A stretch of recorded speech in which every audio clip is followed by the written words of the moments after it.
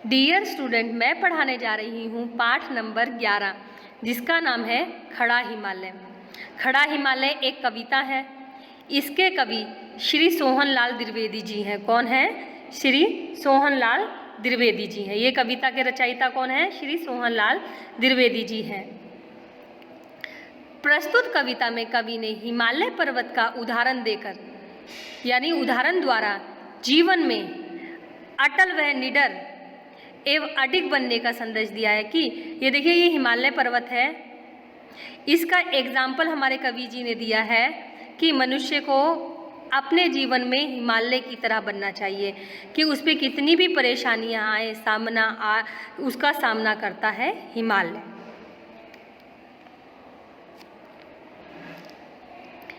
खड़ा हिमालय बता रहा है डरो न आंधी पानी में, कि खड़ा हिमालय आपको बता रहा है कि आपको डरो न आंधी में, तेज हवाओं से नहीं डरना चाहिए, पानी से नहीं डरना चाहिए। खड़े रहो तुम अविचल होकर। अविचल क्या होता है? अडिग रहना, एक जगह पर खड़े रहना हर संकट तूफानों में। कि आपको जो खड़ा हिमालय है वो ये बता रहा है, खड़ा हिमालय ये है, देखिए इस पे कितनी बर्फ़ पड़ती है, ऊपर से कितनी आसमान में से बारिश गिरती है, कितनी ठंड पड़ती है, लेकिन क्या वो इन मुसीबतों से जी चुराता है? नहीं, वो इन मुसीबतों का सामना करता है, इनसे डरता नहीं है और इन मुश्किलों का वो सामना करता है और अपने जीवन में वो सफल होता है। इसीलिए पूरे विश्व, पूरे संसार में हिमालय पर्वत का नाम है। इसीलिए हमें खड़े रहो तुम अविचल होकर हर संकट यानी मुसीबत, चाहे आपके जीवन में कितनी भी परेशानियां आए, कितने भी तूफान आए, लेकिन आपको उनका सामना कर कर अपने जीवन में आगे बढ़ना चाहिए। डिगो ना अपने पथ से तो तुम भी सब कुछ पा सकते हो, तुम भी ऊंचे हो सकते हो, छू सकते हो नभ के तारे। कि डिगो मीन्स क्या होता है? कि डगमगाना, कि हमें अपने पथ पर डगमगाना नहीं चाहिए और तुम भी सब कुछ पा सकते हो, यानी हम भी सब कुछ, सब जो हम चाहते हैं, जिस भी काम में हम सफलता पाना चाहते हैं उसे हम पा सकते हैं।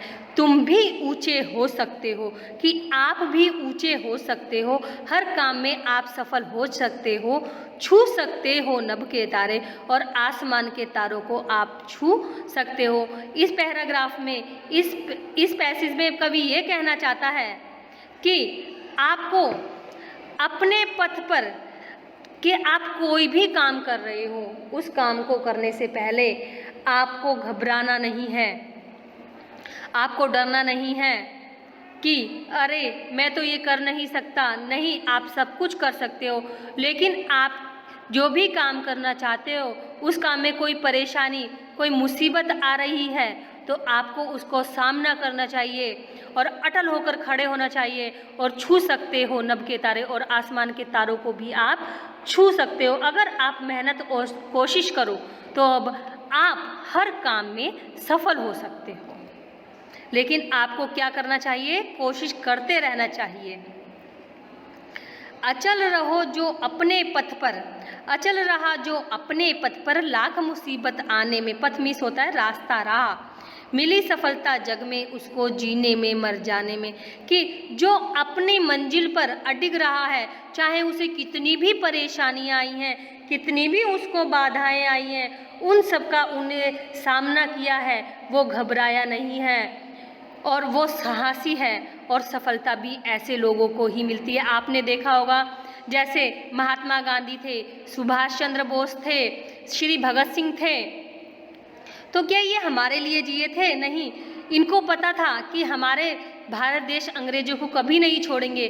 उसके लिए हमें क्या करना पड़ेगा? मुसीबतों का सामना करना पड़ेगा, हमें बहुत सा संघर्ष करना पड़ेगा अपने जीवन में और आगे हमें बढ़ना पड़ेगा। अगर हम कोशिश नहीं करेंगे तो क्या हम अपने जीवन में सफलता पा सकते हैं? नहीं। जो भी अपने जीवन में मुसीबत का सामना करेगा वही जग में आगे बढ़ेगा, चाहे वो जिएगा या मर जाएगा। मैं आपको इसके एक एग्जाम्पल बताती हूँ। देखिए, जिसके नाम बताया मैंने, भगत सिंह, सुभाष चंद्र बोस, ये लोग देखो, भगत सिंह थे, क्या वो खुद के लिए जीते थे? क्या उन अकेलों को आज़ादी चाहिए थी? नहीं, वो अपने साथ साथ अपने पूरे देश को आज़ाद कराना चाहते थे। उसने अंग्रेज़ों को इतना मारा, इतना परेशान किया, गोली चलाई, और जो भी मुश्किलें आ रही थी अंग्रेज़ों का, उन मुश्किलों से अंग्रेज़ों को मुश्किलों का सामना करवाया और उन्हें अपने भारत से दूर भगाया। और वो देखो, उसको भी मिली सफलता जग में, उसको जीने में मर जाने में, कि सफलता उसी भगत सिंह फांसी पर लटक गए। क्या वो अकेले ही हमें आज़ादी दिलवाना चाहते थे? नहीं, वो अपने साथ साथ हमारे पूरे भारत देश को इतना प्यार करते थे कि वो देखना चाहते थे कि मेरी भारत माता आज़ाद हो जाए, मेरा भारत देश आज़ाद हो जाए। लेकिन देखो, जीते जी भी उनको सफलता मिली और मरने के बाद भी उनको सफलता मिली। आज लोग कितना रिस्पेक्ट, कितना इज्जत के साथ उनका नाम लेते हैं कि श्री भगत सिंह, श्री गांधी जी, महात्मा गांधी जी। तो इन्होंने किसके लिए लड़ाई ली थी? अपने लिए। कितनी मुसीबतें सही, अंग्रेज़ों की गोलियां, मार, कोड़े की मार, उनको कितना मारा था अंग्रेज़ों ने, फिर भी उन्होंने उन सभी मुश्किलों का सामना किया और उन अंग्रेज़ों को हमारे देश से दूर भगाया। तो उन्हें सफलता मिली ना, जीते जी भी सफलता मिली और मरने के बाद भी उनको सफलता मिली। जितनी भी बाधाएं आई उन सब से है लड़ा हिमालय। लड़ा क्या होता है? युद्ध करना। इसीलिए तो दुनिया क्या होता है? विश्व भर। दुनिया क्या होता है? पूरा संसार, पूरा विश्व हुआ सभी से बड़ा हिमालय। देखिए, जितनी भी बाधाएं, हिमालय पर्वत पर इतनी मुश्किलें आती हैं, युद्ध होते हैं, विदेशी लोग युद्ध कर देते हैं कि ये हमारा है, और कितनी भी बाधाएं यानी कि मुश्किलें आती हैं, परेशानियां, मुसीबतें आती हैं, लेकिन उन सब से है लड़ा हिमालय। लेकिन उन सब से हिमालय क्या है? लड़ा है। इसीलिए तो दुनिया भर में, इसीलिए तो पूरे विश्व में बड़ा हुआ हिमालय। इसीलिए पूरे विश्व में सबसे बड़ा कौन है? हिमालय पर्वत। हिमालय पर्वत पर इतनी बारिश आती है, तेज हवाएं आती है, आंधी होते हैं, युद्ध होते हैं, लेकिन इन सब मुश्किलों का हिमालय पर्वत सामना करता है और आगे बढ़ता है कि ये परेशानियां तो आती रहेंगी, लेकिन मुझे इनका सामना करना ही है। और इसीलिए वो अपने जीवन में सफल होता है और पूरे विश्व में अपना नाम कमाता है। पूरे विश्व में उसका नाम है। इसीलिए पूरे विश्व में क्या हुआ?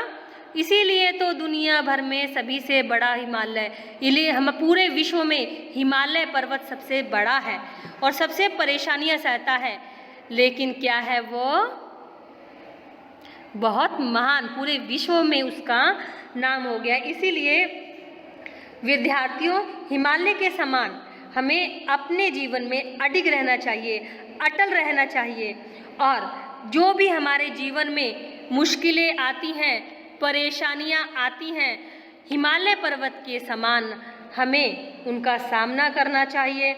और इस कविता के कवि कौन है? श्री सोहनलाल जी द्विवेदी जी हैं। इसीलिए ना ही हमें घबराना चाहिए, ना ही हमें डरना चाहिए, और कोई भी मुश्किल आए, हिमालय की तरह हमें अपने जीवन में आगे बढ़ते रहना चाहिए।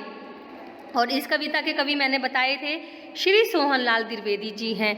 बड़े होते हैं, आगे श्री लगाते हैं, पीछे जी, तो कौन है? Shri Sohanlal Dwivedi ji. Okay, thank you.